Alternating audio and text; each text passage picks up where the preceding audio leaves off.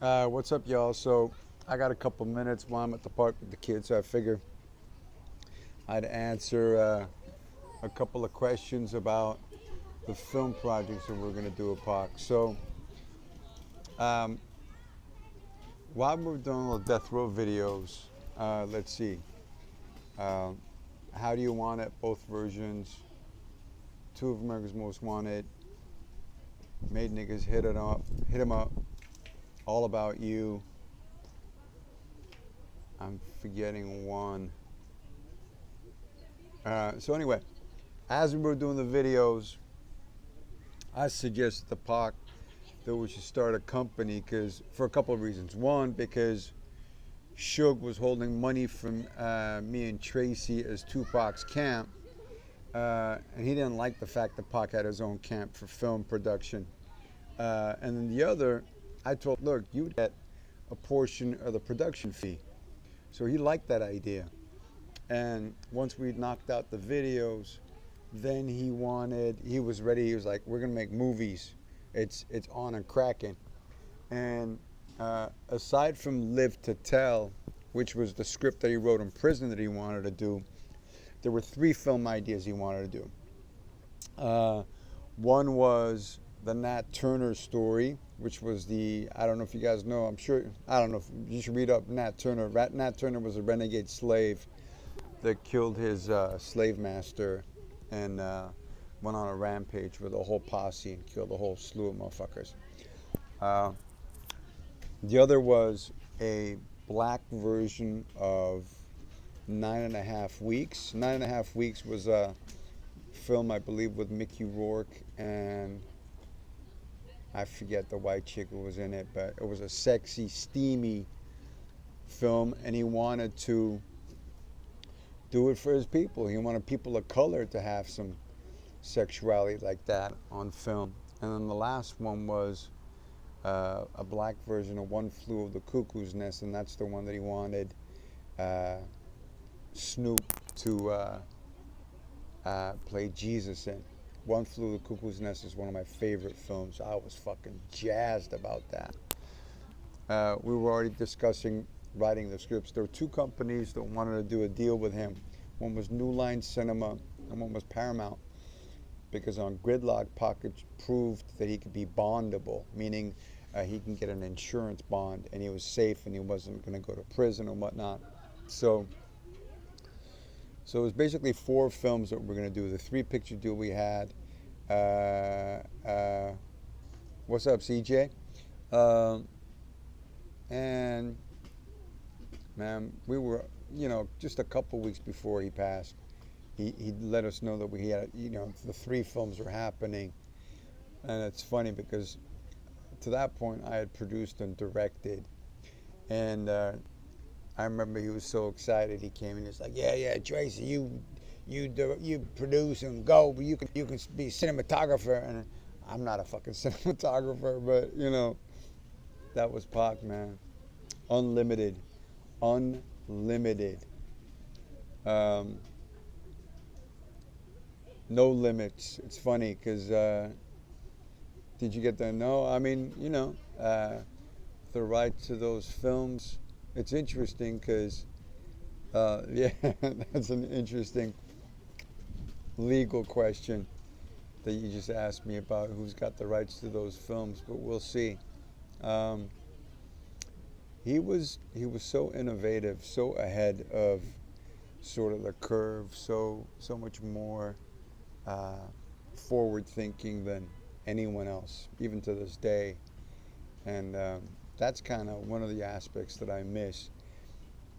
One, that he was no limits, that he could imagine anything and he would make it happen. And then the other, that he was creative as fuck. He was a good writer. He was well read. He was articulate. And in calm moments, he just laid it all out. Like, I got an audio tape of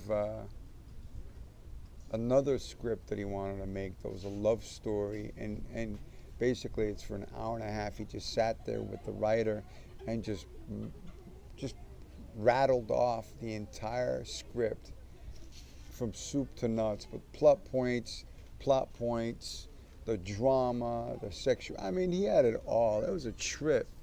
So for all of the films, he kind of had them all mapped out in his head, and our job was.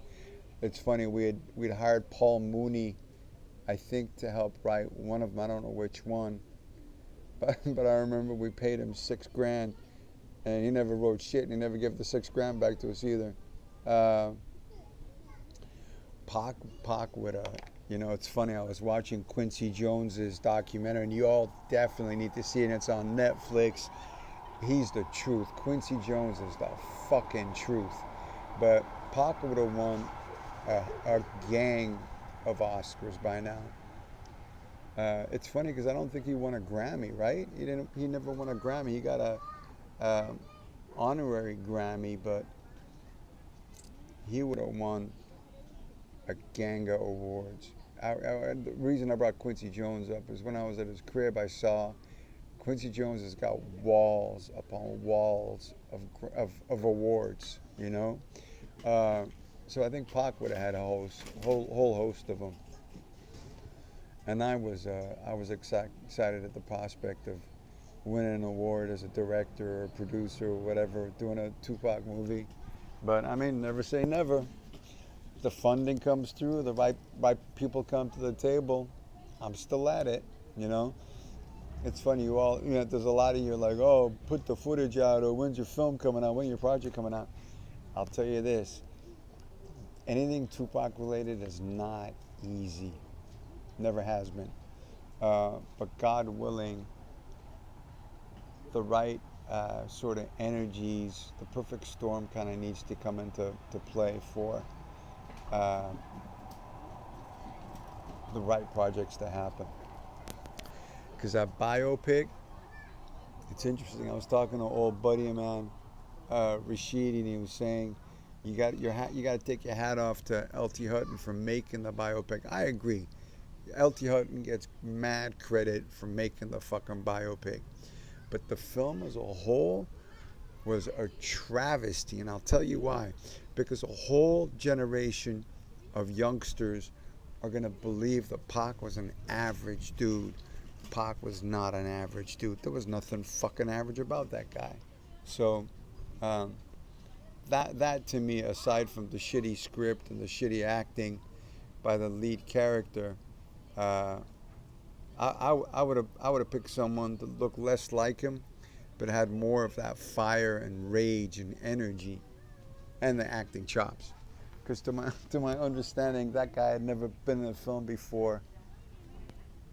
I mean, it's kind of nuts, but that's also indicative of Hollywood, because 90% of the shit they make, they spend hundreds of millions of dollars on, are garbage. It's sort of more who you know than how much talent you got or how great your project is.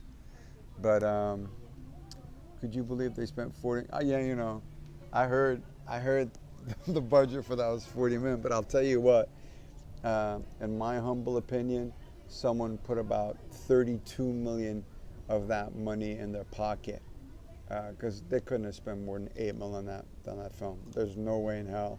The biggest travesty to me was half of it felt like a fucking music video, and when I was watching it, I just want to pluck my eyes out, because I'll watch Pac perform, but I don't want to see some dude playing Pac performing a Pac song with a mic in front of it. It was retarded. It was fucking retarded. But to my friend's point, you got to give L.T. Hutton the credit for actually getting it made. I think in 1998 or 1999, I got my hands on a contract where the first biopic Afeni was going to approve, and I went through the contract, and I was like, wait a minute, this doesn't feel right. I got my lawyers to go through it, and I found out she was getting fucked, and I kind of let her know in not the nicest way, unfortunately. That deal fell through, but Man, Pac's story can't really be told in 2 hours or 2.5 hours. It requires a lot more than that. LD paid 10 million just to use the music. Yeah, I mean, all right. So 40 million, he paid 10, 30 million left over. Someone still, pocketed a good 20, 22 million, because there was sure as fuck wasn't $30 million on screen. Nah, hell no. Uh, but anyway, that's it, man. Pac had some serious film projects ahead of him, and I think, look, he would have still rapped, but I think uh, um, John Singleton, what? Fact is that I don't think he would quite want that.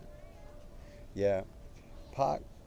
Yeah, that's true. That I'll tell you what. I think, let's say hypothetically, Pac was in Cuba, or wherever the fuck everyone imagines him to be. As soon as you heard one of the tracks released, uh, uh, that wasn't recorded the way he left it, that motherfucker would have lost his fucking nut. If someone fucked with his creativity and put it out in a different way, yeah, I mean, hey, I want to come to Cuba. I'm gonna come visit. I did Pac's life video, and I used some of my own videos. I had to fight to do that video. They wanted to get someone else to do it. You know, go figure. Um, so, do you think over there will release another album? I don't know, dude. Um, but I'll tell you what. I don't know who owns the rights to that One Nation album, but they need to do it right. They need to put that out the way he recorded it, pay the people that he chose, and because I'll tell you what, I got enough footage of the making of that album to make a doc that goes with it that would be off the fucking charts. But I'm not the decision maker on all that shit. You know, there's always red tape with Pac related shit. Anyway, you all be safe, uh, be well. Well, they're releasing a fucking album of Prince tracks that he recorded on a piano in his crib. So I don't give a fuck. The album wasn't finished. They could master the ones they got. Even that, it's like I listened to 5 or 6 tracks that Johnny J had done on the All Eyes on Me album. Didn't even make the album, and this was like maybe 5, 6 years after Pac passed. That shit was banging, banging. Like I got goosebumps listening to those tracks. So there's a lot of music out there that's untouched. At least there's got to be at least an album or two shit out there floating that someone, you know, holds the keys on. But as far as the films, I know he was ready to take over. He wanted to take over. Yeah, I met Johnny. He played me the tracks. So God rest his soul. God rest Frank's soul. God rest Yaki's soul. God rest Pac's soul. God rest Fatal's soul. Yeah, I mean, that's what I've heard. He got taken out. Eminem track come from the CD's garbage. Yeah, that was Eminem. When is he used to go on it. Yeah, I mean, look, Letter to the President that QD3 did is a banger that, anyway, I gotta bounce. Keep it west. God bless. Michael Moore. Rest in peace.